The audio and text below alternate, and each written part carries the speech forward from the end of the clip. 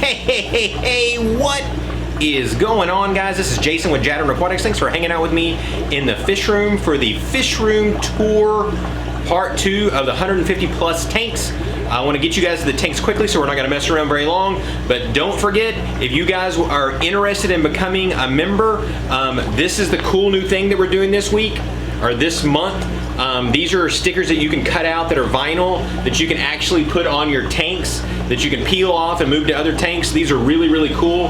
Just by becoming a member, you get these for absolutely free. If you're curious, click above on the join button and there is a little video you can watch and learn a little bit more about it. All right, so let's head on out and let's take a look at some of the other tanks as we move on with Fish Room Tour Part 2.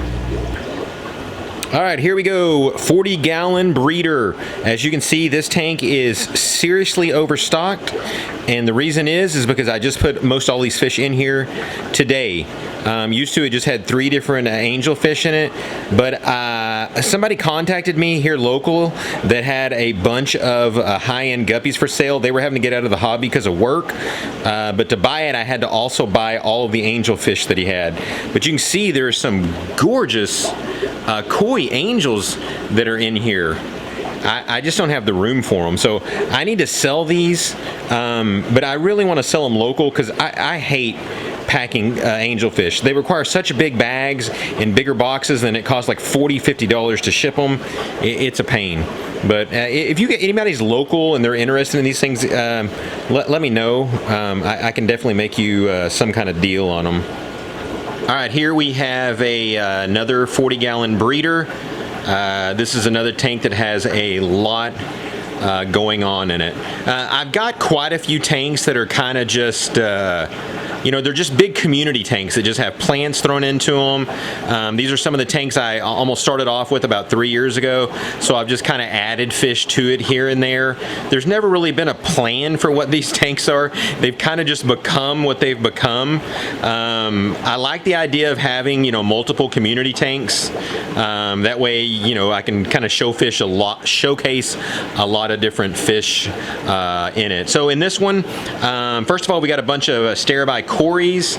A lot of the cories that you see in here are actually ones that I bred probably 2 or 3 years ago. I haven't been able to get them spawn since. I think they either do and all the fish eat them because there's too many fish in here now compared to before. There are some Hingalai rasboras. There are some blue danios. There are some glow light tetras. There's some ember tetras.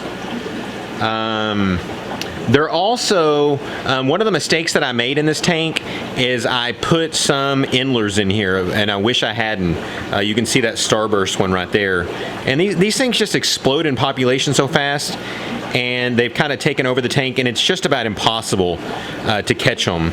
Some of the females are so stinking fast that you just can't catch them, especially not in a planted tank. If you look down here in the bottom, there is a bunch of albino bristlenose babies, all eating all the food on the ground. And again, you'll see lots of neocardina shrimp, just kind of culls. That blue gourami right there is kind of special because he's actually one that I bred from a baby. And I'm not a big gourami fan, but when I was in the process of breeding as much stuff as I can, I only had, I think, 2 babies that I actually was able to raise up, and that was one of them. So that's kind of one that's kind of neat to me. There's some of the adult bristlenose, and there's also quite a few clown Apistos in here also. All right, here we have another 40-gallon breeder. This is another one where I just threw plants in there years ago, and you can see they've just absolutely just taken over the tank. But I think it looks kind of cool now, even though absolutely nothing in here was done on purpose. A lot of times you'll see just this random sponge filter just kind of stuck in there. The reason I do that is so that I have sponge filters when I need them. I can just grab them out. I know they don't really look the greatest in there, but that's the reason you'll see them in a lot of the tanks. There are some ruby black barbs in here. Those are some of the parents that I used to spawn a bunch of babies. You can see the males are just gorgeous when they're ready to breed. How they get that black with that red on them. I think I still have some of those up for sale. There's the dad to the blue gourami that I was telling you about that I ended up breeding. There is some Swartzy Cories in here. There's some rosy barbs, these bright orange ones. And there's a few calico bristlenose in here also. Then there's a couple of high-end plecostomuses in here too that you just never see, especially in a tank planted this deeply. All right, in this tank we have humpback limias. You'll see the male and the female right there. There's also another male in there. This female, I cannot get her to have her babies. She's huge, but she's been that way for probably 6 or 8 months. So if anybody has bred these before and knows what the heck to do to get her release, I removed her into her own tank thinking maybe that's what it was, and that didn't do any good. So I'm not exactly sure what the key is to getting her to have her babies. Maybe it's water condition, I don't know. Over here we've got a kind of a rare live bear. It's called a Merry Widow. You can see I've got quite a bit of fry from these. That's actually a full-grown adult right there. They don't get very big. Once I get the population up a little bit more, I'll start selling these. It just seems like they've kind of stopped having fry again. But that's a pretty cool fish. In here, we've got some yellow rainbow fish that I've been growing out, ones that I brought up from babies. You'll also see there's quite a few peacock gudgeons. The peacock gudgeons are ones that I brought home to quarantine. These guys will be on the website for sale sometime this week. These guys look really, really good. It's just a beautiful, beautiful fish, especially when it grows into an adult. In this 10-gallon, these are Apistos. These are trifasciata. These are ones that, again, that I got from friend Gary, who breeds in Waco. So these are all locally bred. So super, super healthy fish. These guys are up on the website for sale. This is an Apisto that you just don't see very often. And I've only got 5 of them. Here we have a guppy that's a red grass metalhead. You can see the males have a pretty beautiful pattern. This is actually a guppy that I bought years and years ago from Twin City Guppies, and I kind of just had them in a tank back in the back. I didn't pay a lot of attention to them. They reproduced a little bit, but I started noticing their patterns were starting to look really good. So I decided to go ahead and move these guys out front, and I'll probably have these up on the website for sale in not too long. In this tank here is another type of rainbow fish. I don't know how you pronounce it. It's McCullochii or something like that.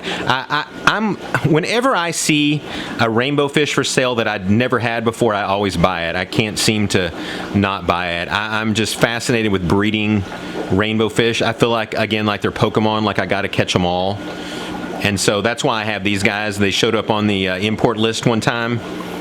So I bought 4 of them, and these guys lay a ton of eggs every single day. So I got a bunch of fry coming up on those that I'll eventually have up for sale. This is one of the few shrimp tanks that I have left. These are the blue B Pericardinias, and if there's not food up front, you almost never see those guys. This is another 40-gallon breeder. This has basically become my killi tank. Whenever one of the killies loses a mate, I end up just throwing the male or female, whatever's left, in here. So don't ask me what type they are. You killi guys will probably obviously recognize them quickly. There's an adult peacock gudgeon. That's obviously not a killifish. There is a Stan's killifish, which is actually native here. Actually, one friend Mark and I caught out in the wild. Also, there's some albino bristlenose, and then there's a bunch of Agassizii cory cats. And then there are some leopard frog plecostomus. Kind of see him back there. There's 2 of those guys. I originally bought 4 or 5 of them about 2, maybe 3 years ago, and that's all I have left of them currently. Here we have in a 10-gallon, there's another guppy. These are actually ones that I bought from a breeder, one of the championship breeders. These things are real expensive, like $70 a trio or something. But I bought them as a fry pack. So when I got them, you had no idea if they were male or females. And so I ended up getting 4 females and 1 male, which is pretty good. Because you can see up here at the top, there's a ton of fry, and I've already probably pulled 30 or 40 of them to grow them out. These guys are called Moscow bicolors. In this 10-gallon tank here, these are emerald rasboras, and these guys always want to stay hidden, so I'm trying to kind of flush them out, because this is a gorgeous rasbora. It has the same pattern, or it has kind of the same beautiful colors and stuff to it as the Celestial Pearl Danios or the Galaxy Rasboras. It's one that you don't see, at least I don't see in the hobby too often. But it is a beautiful, beautiful fish. If you guys don't get a chance, you should actually look it up and see it, because man, it is really, really pretty. I've got these guys. These are all up for sale. There's probably a dozen or so that are in here, again, completely hiding. In here are my Kamaka rainbows. These are all together in here just for breeding purposes. These are ones that I pull eggs from all the time. I started with just the pair, and all those other ones you see in there are all ones that I've bred and grown up. In the tank next to it, we've got the yellow rainbows. Same thing happening in here, except there's no mop. I need to put a mop back in there. I'm really bad about pulling mops sometimes and forgetting to put them back in. Right here, this is another one that I sell on the website. These are gorgeous. These are Rio Tapa swordtails. You can see they have kind of that red mohawk on them. I mean, those things are really cool. I've got a guy that breeds them local here, about an hour from where I live. And then over here we have the blue Medaka rice fish. To tell you the truth, I can't tell the difference between them yet. I mean, I bought them as oranges and I bought them as blues, but I see some of them turning like fully orange in both sets. So I'm almost starting to think that maybe they're the exact same fish. Heck, I don't know. But these are ones that I actually also sell on the website. In here we have the Wapaga rainbow fish. Again, these guys are all set up to breed. These are one of the few rainbow fish that I have that when the babies are born in this tank, when I don't pull them all the time, the parents leave them alone. So you can see there's a whole bunch of them in here that have survived. Another really, really cool rainbow fish.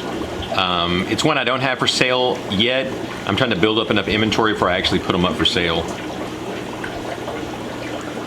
Here we have pea puffers. These are another one of the fish that I keep at home, and the reason these are all for sale. I'm not necessarily keeping these for myself, but fish that I was having trouble with at the fish store or fish room at work, I've started bringing them home. So I quarantine a lot of fish and stuff here now also. So that's why these guys are in these tanks. So a lot of my tanks change over a lot as I go with different types of fish. This is another 10-gallon. This is a really cool fish that one of my friends gave me because he wants me to try to get them to breed. These are some rainbow shiners with a random guppy that was still in there mixed in. These guys are pretty nervous, so they kind of stay hidden back there in the back. But it's a really, really pretty fish. All right, there you go, guys. There is part 2 of the fish room tour. We still have multiple parts to go because it takes a long time to get through 150 something fish tanks. You guys got any questions or comments, be sure and leave them down below. So thanks again, guys, and God bless.